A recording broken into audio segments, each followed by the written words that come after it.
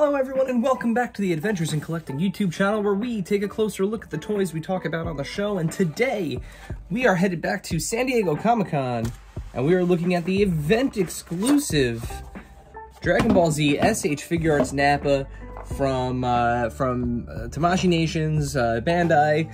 This was one of a few select releases for San Diego Comic-Con.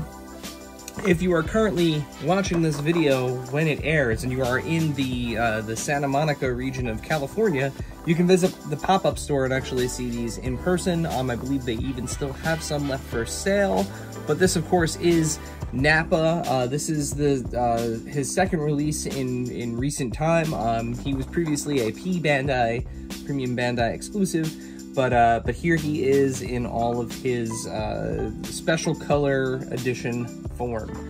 I do not have the other version. I missed it. That's why I desperately needed this one to go with my Vegeta from the Vegeta saga, the Saiyan saga of Dragon Ball Z. So, quick tour of the box. We have some really nice box art there. The color variant there. Again, some pictures of the figure. Chatsu not included, but if you do have Chatsu, he can stick to Nappa's back and do some damage.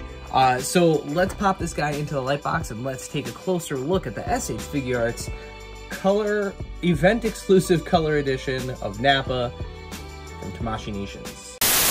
Hey Vegeta, why don't I handle this? There's no sense in both of us getting dirty. As you wish, but Nappa, make sure you don't kill the Namek just yet. Alright, so here we have Nappa out of the box, and, you know, on first glance, I mean, this figure just is impeccable. It has an awesome paint job to it. I love the matte paints. It's just, it is a very, very good figure. But before we get into the actual figure itself, let's take a look at the accessories. So, I swapped the head already, just to kind of see how the system works, because it's the first figure I have that has these kind of posts, which you'll see in a minute. But he does have an alternate scouter head. The scouter is not removable on this figure, so the scouter on that head stays on that head. You then get a few different head sculpts here. So you get an angry, looking off to the corner head, you know, veins bulging. What's nice is to keep these sturdy in the blister. They come on these little posts that are interchangeable. So, you know, when you take one head out, you can put the other head on the post. The post is only there strictly for the purposes of packaging. It's not, you know, it's not for the actual figure itself, but it's a nice added little touch. Along with the Screaming looking off to the corner head, you get a Screaming looking dead on. Again, the paint on these is impeccable. Really great job. You know, the shading in the ombre in the mouth, the mustache. You know, just very, very good job. And then very similar to the head that he has on now, you get a scouterless version of that same head. And again, you know, just really great job, really tight paint apps throughout. Awesome head sculpt. Outside of the heads, you do get a series of additional hands. So he has his two fists, which you can see currently. Then you get a pair of splayed out hands. And again, you know, the paint, the sculpt, all excellent on them. Those hand guards that carry over from his gauntlets are there. Then you get, you know, a pointing or a gesturing hand, you know, with 2 fingers. Again, great job. And then you get your kind of claw, grabby martial arts hands. Yeah. So all in all, you have 1, 2, 3 sets of hands, and then 1 additional hand there, and 3 heads. So onto the figure itself. As I mentioned, the paint and detail on it is fantastic. Unlike the Vegeta figure, the only tail configuration on Nappa is wrapped around his waist. But, you know, again, really great job on the texturing, the paint throughout. The Saiyan armor, the Frieza Force Saiyan armor is great. I love kind of the proportions of this figure. Like, he has some serious cankle situation going on here. But again, that's, you know, it's accurate to the source material. You know, it's just fantastic job on the paint throughout this. So onto the articulation itself, as is the case with most SH Figuarts figures, there is a ton. So he has some articulation built into his actual neck here, as you can see, as well as the actual head, which allows him to look down considerably, up considerably. Does give you also the ability to tilt left and right, and spin. His shoulder pads are hinged. You know, that in the show, they are, while they are stiff, I think the thing behind them is that they kind of move and grow with the Saiyan. You know, that's why they can still have it on when they turn into a great ape. So they do move out of the way in order for you to articulate Nappa here. So we do have our butterfly joints at the arm there, as well as a bicep swivel, a double jointed elbow, and then, you know, the standard rock and swivel at the wrist. Into the abdomen, we have 2 points of articulation for the abdomen. We have an upper torso and a lower torso, which allows you to get a back bend out of Nappa, as well as a little bit of a bend forward. Most of his articulation forward, you know, into a forward crunch, is going to actually come from the legs moving as opposed to the actual abdomen crunch. It's just kind of the nature of both his bulkiness and the way that the armor is sculpted there. Much like the shoulder pads, you do have hinges here for the flaps on his on the bottom part of his armor, again to move out of the way for his legs. But you know, Nappa can pretty much do the splits. He can kick out considerably, and he can kick back all the way as well. You know, what's really nice is this figure does have the pivot at the ankles, so you know, he can not only can squat, but you know, he can pretty much do the Van Damme, right, where or split, excuse me, but he can pretty much do the Van Damme where he's got his feet flat on the ground and his legs splayed out, which is nice. There is no upper thigh swivel, but you know, you do get the swivel at the thigh. You get a nice double jointed knee, which gets, you know, a considerable amount of flex out of it. There's no calf swivel hidden there, but as I mentioned, you do get a lot of movement out of the foot, as well as the toe articulation.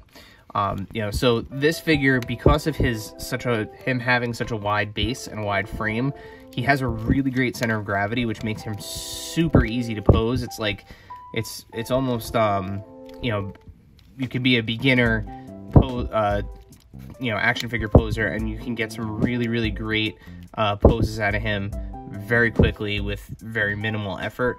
You know, I always try the Jay Hernandez patented John walk, and I mean, he pops right into it without any you know, any issue, which is fantastic. He can also do a really great superhero landing, you know, so you can have you know, that arm down, this leg up, and because of that neck articulation, you get some really quick, really great articulation out of him. So this figure looks fantastic. I mean, it looks just like Nappa on the show, but you know, also has the you know, can move, as they say. So let's see how Nappa here looks with some of his other SH Figuarts Dragon Ball Z counterparts here. I think obviously the one that I'm most excited to see him next to, the part of the reason why I really got this figure was to see him next to Prince Vegeta here. And you know, it's an awesome pair, and I actually really like that the armor too, you know, has the little bit of a color variation there. You know, the Saiyans kind of throughout have different models of the armor and everything, so you know, I think that works really great. And then, you know, here he is next to everyone's favorite Saiyan. There he is next to Goku. You know, I wish I could say go out and get this figure, but the aftermarket is really your only option. So you know, if you come across this at a price and at a reasonable price and it's missing from your collection and you sorely need it, I can't recommend it enough. It is a gorgeous figure that I'm super happy to have, and big shout and thanks to friend of the pod Craig Stuff for his feverish refreshing on the premium Bandai website the night that this went live, and he was able to get one not only for me but also himself. So thank you Craig. Let's flip this around and let's wrap this up. So there you have it. There is Nappa, and while he might not be the most iconic Dragon Ball Z character or the one with the most screen time, he sure is an important one. You know, at least looking back on my childhood watching Dragon Ball Z for the first time, you know, he was really the first like big brute character that delivered on his menace, right?